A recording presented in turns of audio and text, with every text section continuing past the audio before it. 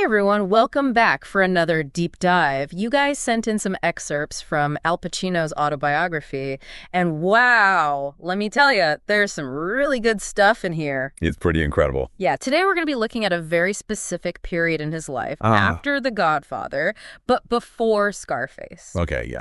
This is when he's kind of grappling with all this newfound fame and, some personal struggles. Yeah, you can really see the transformation happening, as an actor, but also just as a person. He's really wrestling with a lot of anxiety and trying to figure out how to cope. And the book doesn't shy away from those raw moments. Not at all. Like, for instance, did you know he almost turned down Dog Day Afternoon?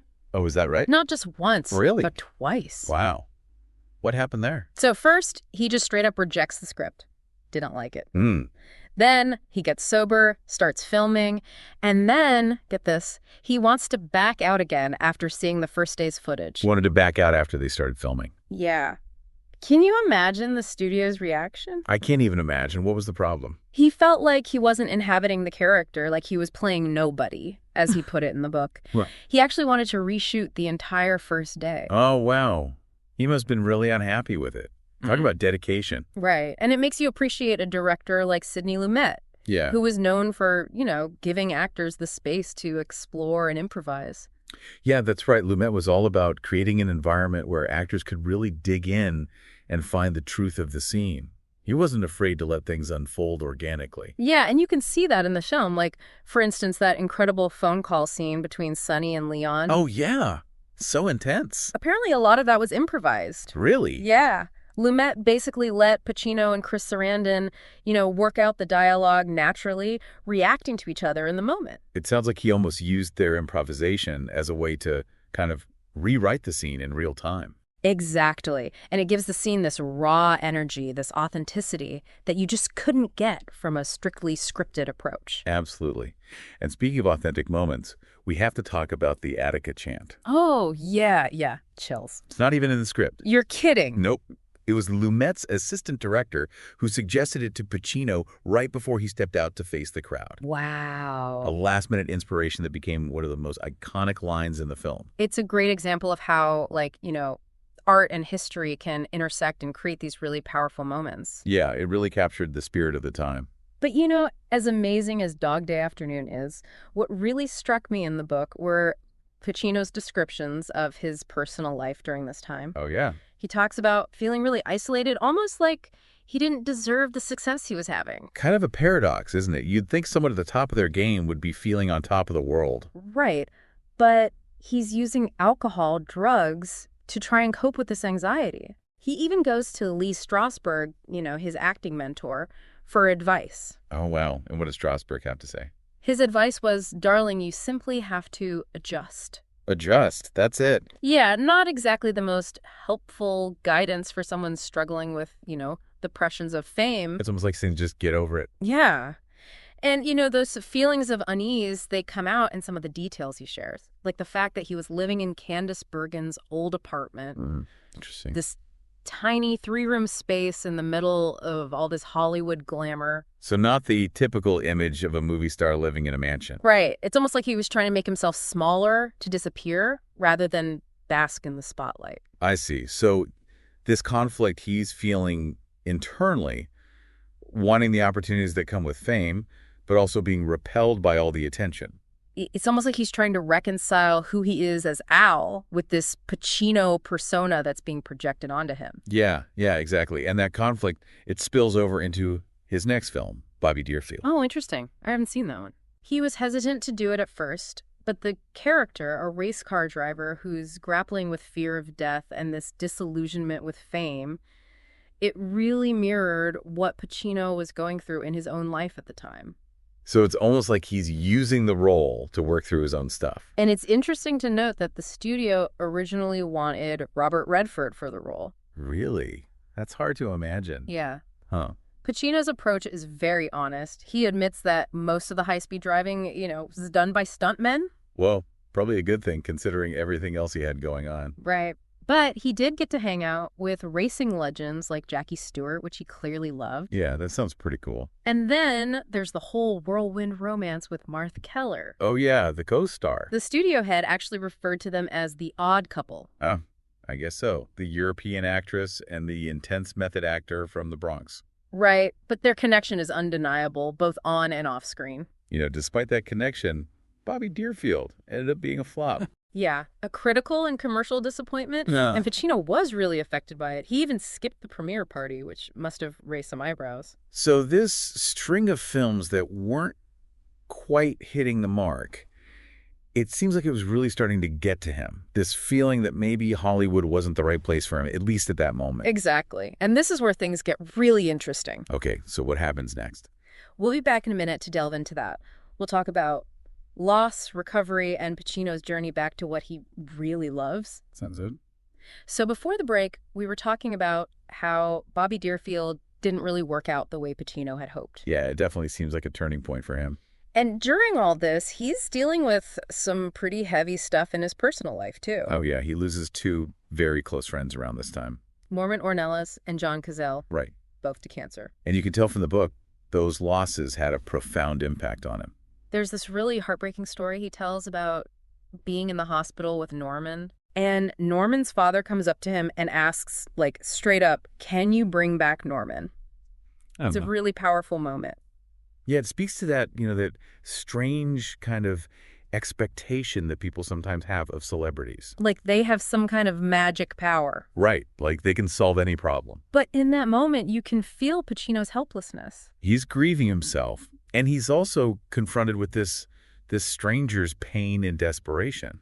And then, of course, there's John Cazale's death. Another incredibly talented actor, gone too soon. Pacino was with him a lot during his treatments. Yeah. And he talks about the incredible support that Meryl Streep gave to Cazale. She was dating him at the time, right? Yeah. It's a reminder that even in this world of Hollywood and all the glitz, there's still these really human, really raw moments of connection and compassion. And it's around this time that Pacino starts talking about his own struggles with alcohol. He was pretty open about it in the book. He even tried AA for a bit. But it wasn't a good fit. It's a good reminder that recovery isn't one size fits all, right? Absolutely. And back then, admitting to those kinds of struggles was even tougher, especially for someone in the public eye. Yeah, there was a lot of stigma around addiction back then. And there's this funny story he tells about Frank Sinatra noticing that he wasn't drinking. Oh, yeah. Sinatra gives him this look like, what's wrong with this guy? Like it was the most unusual thing in the world. Yeah, it says a lot about the culture back then. Drinking was just so ingrained in that world. But for Pacino, quitting was a big turning point. In a lot of ways. But it wasn't easy. No, recovery's rarely a smooth ride. He talks about feeling like he was always on tilt after he stopped drinking. Like his anxiety was even worse. Yeah, and he felt awkward in social situations. Which makes sense, right? Yeah. He's used to using alcohol to cope with those situations. And now he's got to figure out a new way to navigate them. While also dealing with the pressures of fame. And trying to figure out his next move professionally. So what does he do? He decides to return to the theater. Oh, interesting. He revised this play by David Rabe, The Basic Training of Pavlo Hummel. That was a big hit for him earlier in his career. Yeah, and he ends up winning his second Tony Award for the role. It's like he needed to go back to his roots, To reconnect with the pure joy of acting. And to get away from all the Hollywood craziness. Well, there's also this restlessness, this energy in him that hasn't gone away. Oh, yeah. He actually leaves the play for 2 weeks. What? In the middle of the run? Yeah, to visit Martha Keller in Munich. Wow, he must have been really in love. And it just shows you how he's always trying to balance these different parts of his life. His personal life, his career ambitions. And it's this drive, this need to create that eventually leads him back to Hollywood.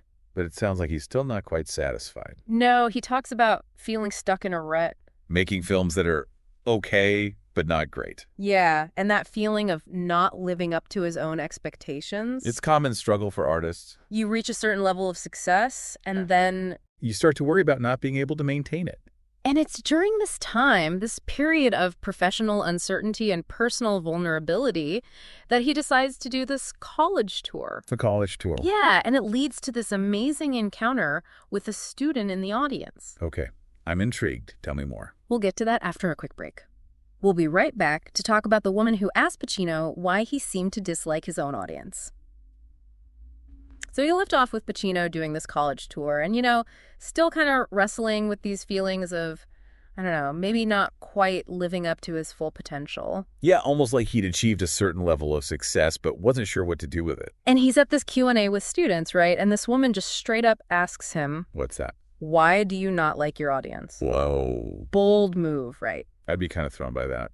And at first, he's like taken aback. Makes sense. But then he starts thinking about it. Yeah. And he realizes that, yeah, maybe his behavior, avoiding the press and all that, has given people the wrong impression. Like he's aloof or something. He explains it's not that he dislikes his fans. It's more about his discomfort with fame, with this constant scrutiny from the media, the paparazzi always in his face. I mean, that sounds pretty intense. He really valued his privacy, his solitude. Which is hard to come by when you're a huge star. But the woman's question makes him see that, hey, even if it's unintentional, he might be coming across as ungrateful. Yeah, you could see how his actions might be misinterpreted. So it's this really interesting moment of self-reflection. It's like he's being forced to confront his public persona. And it ties back into that tension we were talking about before, right? Between the image and the reality. He plays these rebels, these outsiders on screen. Larger than life. But in real life, he just wants to blend in. The irony. And quitting drinking, I think, plays a big part in all this, too. How so? It allows him to be more honest with himself. To see things more clearly. And he says, without alcohol, he feels really raw. Vulnerable. Yeah, like he's lost a layer of protection.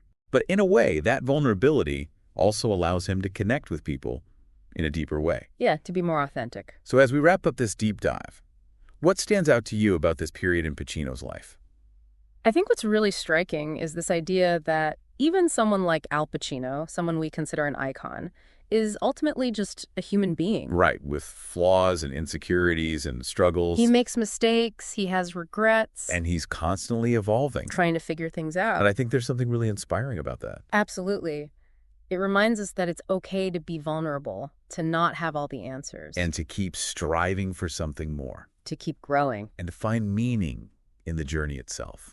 If you guys are interested in learning more, we highly recommend checking out Pacino's full autobiography. It's a fascinating read. It gives you a real glimpse into the life of an incredible artist, but also into the complexities of what it means to be human. And to face those complexities head on. So that's it for this deep dive. Thanks for joining us. Yeah, this was a good one. And remember, keep exploring, stay curious, and never be afraid to ask the tough